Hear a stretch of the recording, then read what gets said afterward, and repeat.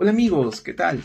Mi nombre es Carlos Flores y en esta oportunidad quiero hablarte sobre el libro Gerente por primera vez de Lore Belker y Gary Topchik, que es un estupendo libro donde que nos da las diferentes pautas y algunos muy buenos consejos para poder ser gerentes por primera vez, como lo dice el título del libro.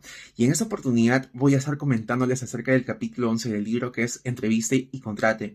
Uno de los puntos más importantes que nosotros vamos a tener que hacer como gerentes, bueno, muy aparte de que vamos a tener un departamento de recursos humanos, es tomar la decisión final de contratar o no a una persona.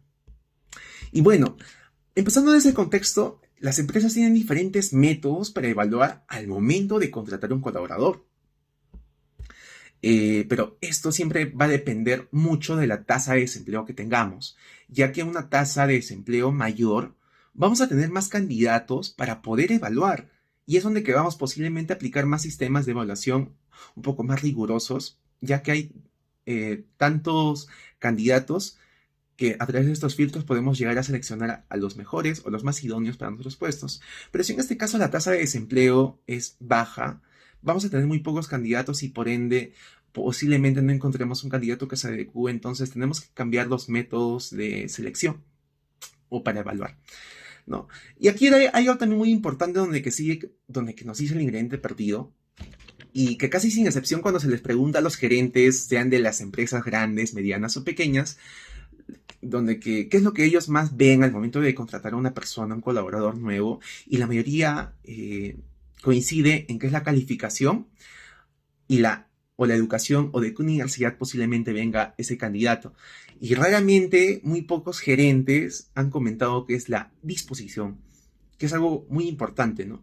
Por más que uno tenga la calificación, por ejemplo, aquí que estamos en Perú, por más que tú estés en una universidad como el nivel de SAN o el nivel de la Pacífico, que son unas de las más buenas en el tema de negocios y economías, va a ser muy diferente posiblemente a un estudiante como de una universidad nacional, como en mi caso, que soy el UNAM, pero muchas veces tiene que ver el tema de la disposición y la actitud, ¿no? Que tengamos al momento de asumir un nuevo trabajo y los nuevos desafíos que vengan con él. Y es eso lo que se debe de apreciar más antes que las calificaciones, porque eso no puede decir muchas veces o no puede describir completamente un empleado, un colaborador, ¿no? Y sí, es un tema que se tiene que poner mucho criterio al momento de poder contratar a alguien que va a trabajar con nosotros. En el proceso de investigación, como ya hemos comentado también, la mayoría de gerentes suelen hacer preguntas muy incómodas donde que no suelen hacerle sentir muy a gusto al colaborador. Y en este caso pueden ser preguntas como ¿por qué quieres trabajar aquí? ¿O por qué crees que tú eres el más idóneo para el puesto? ¿O cuánto de salario quieres percibir? ¿No? Esas preguntas muchas veces pueden como asustar o de una u otra forma incomodar y por ende cambiar la actitud que tenga nuestro colaborador. Y hablando de la actitud, es algo muy importante que también moldea el comportamiento, ya que la actitud no es más que una opinión, una posición que nosotros tengamos respecto a algo. Y bueno, en este caso no hay que hacer muchas preguntas tan cerradas porque no nos va a ayudar mucho para poder conocer bien a nuestro candidato, ya que por un lado está la persona que quiere trabajo y por otro lado está la persona en sí. Y entonces siempre hay que tener un trato de lo más amable y hacerle preguntas como por ejemplo para romper el hielo y que nos recomienda el libro que es lo más idóneo para preguntar es qué era lo que más le gustaba de su anterior trabajo y dependiendo de las respuestas también que nos dé aquí nosotros vamos a poder si es que es un buen candidato o bueno en este caso qué era lo que más le gustaba de su anterior trabajo si es que por ejemplo el colaborador o el empleado que tú vayas a contratar te pregunta qué más le gusta que las oficinas estén cerradas los viernes o que disfruten su fin de semana para irse de vacaciones o que adoraban más la vida social. Es que tenemos una, como el mismo mi libro dice, una mariposa social, ¿no? Pero por otro lado, si es que nos comenta que a la persona le gustaba el clima de trabajo o le gustaba muchas veces cómo se desenvolvían en su empresa, que respetaban posiblemente diferentes acuerdos o cumplían con lo que dice, esa persona viene de un buen clima laboral, ¿no? Y entonces ahí es donde que vamos a poder ir identificando a nuestros colaboradores y a ver la disposición que ellos puedan tener. Ahora, los efectos de la tasa de desempleo, como ya les había comentado va a influir mucho al momento de seleccionar el personal, porque esto va a depender la cantidad de candidatos que vayamos nosotros a tener en el contexto. Ahora, también como último punto nos dice los que se resguardan en una zona de confort. Y esta clase de personas trata de encontrar lo que es correcto para sí o para la persona misma. Y pueden tomar trabajos en forma temporánea, están en una encrucijada, en un periodo de revaloración y con frecuencia buscan un empleo que no los desvíe de su búsqueda. El trabajo requeriría un minuto de atención, manteniéndolos libres para pensar o explicarse diferentes cosas. A menudo irán por tareas que son de naturaleza repetitiva, que puedan hacer con precisión, sin esforzarse y que se les permita fantasear. Entonces, ciertos trabajos en la empresa normalmente a nosotros o a otras personas los sacarían de quicio, podemos hacer que esta persona encuadre muy bien, ya que le gusta hacer algo repetitivo. Y con esto voy a cerrar y voy a poner un ejemplo. En la anterior empresa donde yo trabajaba, que era la Genovesa, una empresa de Grupo Gloria, que se dedicaba a distribución. Tenía dos líneas, una que era de lácteos, otra que era de consumo masivo.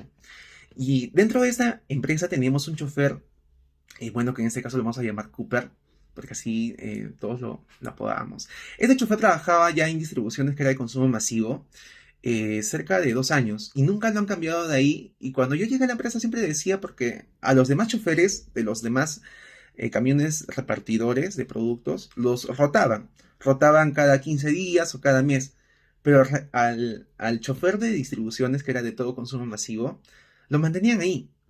Y cuando yo una vez le fui y le consulté al supervisor de ventas, porque no lo rotaban, él me dijo un dato muy interesante, y era porque ninguno de los demás choferes ha tenido la posibilidad, o ha tenido, como quien dice, no ha sido muy resiliente al momento de hacer ese trabajo, ya que hay una diferencia, primero, de clientes, dos, de productos y tercero, de rutas o de armar las zonas.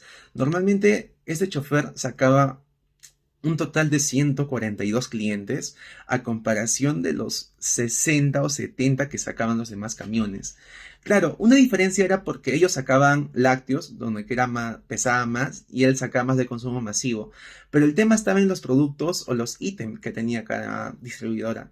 Gloria solo manejaba 60 ítems, mientras que Distribuciones, que era la empresa que distribuía todo consumo masivo, manejaba cerca de 100 ítems, ¿no? O 650 ítems.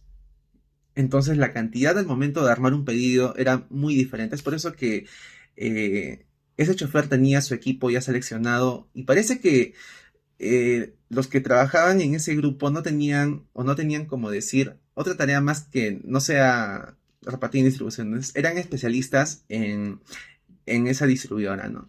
Y es por eso que a mí me sorprendió muchas veces ver también cómo se pueden gestionar a las personas que no les gusta salir de esa zona de confort, o no les gusta rotar o cambiar mucho del lugar donde que ellos actualmente están trabajando, ¿no? Y esto muchas veces sí es una ventaja, porque como les dije, ningún chofer quería hacer el trabajo que actualmente hace Cooper, porque solamente lo puede hacer Cooper. Ahora, esto, si en caso se va Cooper, no se queda ahí, ya que él también tiene a sus ayudantes que están ahí, y a uno que ya tiene licencia, y en caso que él se vaya, otro lo asume, ¿no? Para que no se vea muy perjudicada el tema de la gestión en la cadena de suministros y distribución de la empresa.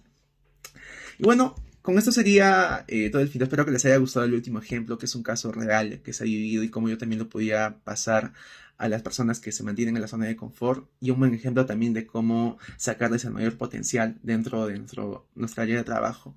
Y bueno, muchas gracias con todos, amigos. Espero que les haya gustado y nos vemos en otra oportunidad.